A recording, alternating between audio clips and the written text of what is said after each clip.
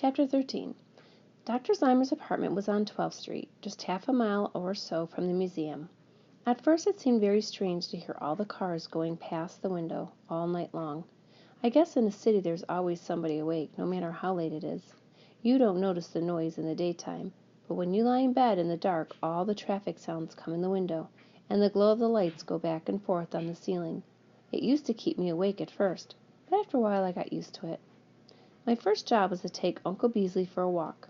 Now that we were keeping him shut up in a room in the museum, Dr. Zimmer said it was especially important to see that he got some exercise and fresh air every day. We could do that outdoors until cold weather came, and then we'd have to exercise him indoors after that. But of course, it wouldn't do to stroll around the city streets with that dinosaur in the daytime. Dr. Zimmer said the people in Washington weren't too accustomed to a live dinosaur, and there might be kind of crowds and confusion, and we might get into trouble with the police. Besides, Dr. Kennedy wanted to keep Uncle Beasley out of the sight as much as he could. He didn't want the whole lot of people piling into the museum and getting in the way. The way I look at it, Dr. Kennedy kept saying, is that we've got to protect this animal from the public. If the public gets to know we've got a live dinosaur here, they'd be swarming all over the place, endangering his health and getting in our way all the time. And the public wouldn't have any scientific interest in the dinosaur. They would just come and gawk at him. That's why I haven't told the newspapers that we've got here. We might as well keep this thing quiet until we have had a chance to study the dinosaur for a while. I haven't even told the police about it yet. Well, we decided that the best time to exercise Uncle Beasley was early in the morning before people were on the streets. So every morning I would get out of bed about 5 o'clock while it was still pretty dark outside. Then I'd get dressed and eat some breakfast. Walk over to the museum. It's pretty nice in the city early in the morning like that, when there's hardly anybody around and the streets are all quiet and empty. I would walk down to 12th Street, across Pennsylvania Avenue, and then across Constitution Avenue, and there I'd be at the National Museum. I would go in the back door and tell the night watchman that I was going to take the dinosaur out, and he would hold the door open for us as we went out. He used to stand behind the door, too, because he never did like to get too close to Uncle Beasley. I don't see how you dare go around with that big fella, he told me. He could make mincemeat out of you in no time. Aw, he's pretty tame, I said. He wouldn't hurt anything unless he got excited. He knows me pretty well. You see, I've taken care of him ever since he was hatched. We'd usually walk for half an hour or so on the Mall, which is what they call the big open space with all the grass in between the Capitol and Washington Monument.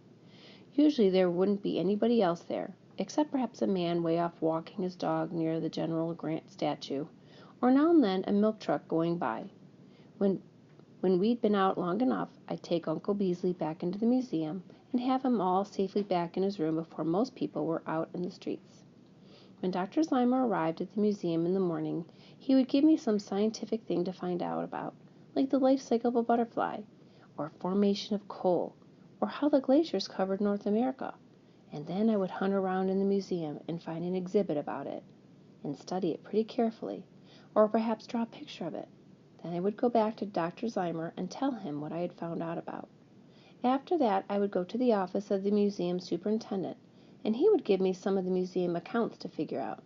And when I had done some of them, the secretary used to let me work them out on the adding machine to see if my answers were right. I really learned a lot in the museum, and it was more fun than school.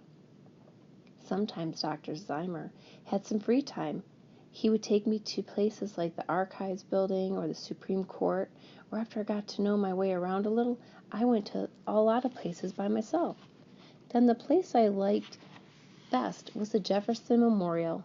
It was a big, round building right beside the kind of bay they called a tidal basin, and it's all made of white marble.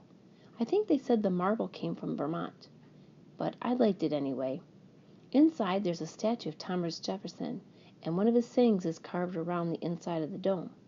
I can't remember the exact words, but the general idea was that he didn't think much of making up other people's minds for them. Dr. Zimmer said he liked that building best, too. Well, things went along like that for about 2 weeks, and Uncle Beasley was growing all the time. We tried out different kinds of feed on him, because it was too hard to get fresh grass, and we finally decided on alfalfa, which about 50 pounds of poultry mash for dessert. He used to eat up about 4 bags of alfalfa a day, along with about 10 gallons of water. I never saw such an appetite. By September 25th, he measured 16 feet and weighed 2,674 pounds. His upper horns were almost as long as my arm, and the lower horn on his nose was about half as long. His head was about 3 feet long, and the bone collar had grown up over his neck and shoulders. He was terribly strong. We had given up using the leather collar on the cow chain because we couldn't find a collar big enough for his neck, and besides, he could easily break the chain if he wanted to. Instead of that, I used to tie a piece of rope around his left upper horn and led him that way. If he ever had really wanted to go somewhere else when I was leading him, I couldn't have done anything about it. Dr. Slimer said that dinosaurs had very small brains and weren't very bright, but Uncle Beasley knew me and trusted me, and so he would follow me around. That was a lucky thing, because I sure couldn't pull him. In the early mornings, sometimes when there was nobody else around, I would climb up on Uncle Beasley's back and have a ride. The easiest way to get up was to put my left foot on the base of one of his big horns, grab hold of his bone collar, and swing up on his back. It was kind of a slope forward, but his skin was pretty rough, like coarse sandpaper, and that kept me from sliding too much. I could steer him by pulling left or right on the rope. He didn't move very fast, so there wasn't much danger of running into things. Then one morning a dreadful thing happened. I think it was almost the end of the month, and I'd taken Uncle Beasley out as usual for his morning exercise. It was very misty, close to the ground, but higher up to the air was clear, and I could see the top of Mount Washington, the Washington Monument, high up in the air. I climbed up on Uncle Beasley, and he started walking along slowly. I headed him toward the Washington Monument. It was kind of fun on the morning like this, because all the buildings on each side of the mall, like the Interstate Commerce Building and the Department of Agriculture, fade away into the mist and look like gray cliffs and rocks, and I could imagine I was a prehistoric man riding around and discovering new places and things. It was pretty exciting, but not anywhere near as exciting as it was going to be a little later. When I got to 14th Street, I got off and led my dinosaur across, just in case a car might be coming along. Then I climbed up again, and we headed up the hill that leads to the monument. I could feel the dinosaur's shoulders moving under me, and I could see the big muscles of his legs and neck sliding around under his thick hide. When we reached the top of the hill, I let Uncle Beasley have a little rest. The mist was thinning out some, and I could look across the tidal basin and see the Jefferson Memorial, but it was pretty faint in the gray light. I thought I would ride down toward the tidal basin and look at it closer. Everything went fine until I got to Independence Avenue, where 15th Street crosses it. The traffic light was green, so I thought it would be safe to ride across. As I started over, Uncle Beasley lumbered along, minding his own business, and when we were about halfway across the street, a pickup truck came along and stopped just right of us. That made me kind of uneasy, for Uncle Beasley wasn't supposed to be seen in public if we could help it, and I wanted to get him out of sight as quickly as I could. But Uncle Beasley was so slow. The light changed on us before we made it to the other side of Independence Avenue. That's when the driver of the pickup made his big mistake. Instead of just waiting for us to move out of the way, he blew his horn right in Uncle Beasley's ear almost. Then Uncle Beasley went into action. He never did like horns being blown at him, and he swung right around and came over beside the pickup truck, and he put his big head down and just pitched that truck over on its side as if it was no trouble at all. The driver climbed out of the window and ran down the street yelling bloody murder.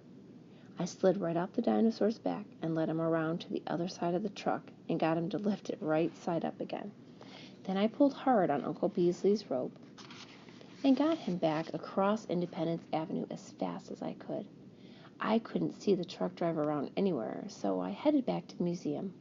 I had a feeling this was going to be trouble, and I wanted to have Uncle Beasley back safely, back in his room when it started. As soon as Dr. Slimer came in, I told him what had happened. He He nodded his head. "We had to expect something like that sooner or later," he said. "That dinosaur really isn't built to fit into modern traffic conditions. He has plenty of horsepower, but he doesn't have the speed. The Triceratops didn't have to depend on speed. They were a quiet, stubborn type, and they liked to mind their own business until something tried to push them around, and then watch out. They didn't all have all the power for nothing, I can tell you." He looked over at me and chuckled. "People are like that too sometimes, Nate, particularly up where you come from." It would have been all right," I said, "if that man hadn't blown his horn right beside us. That was what did it. Uncle Beasley just turned right around and butted that truck over. If only people wouldn't blow horns that way." The doctor smiled. "Horn blowing is part of modern traffic, I guess. People pay good money for those horns, so they figure they have a right to use them." "What do you suppose the police will do?" I wondered.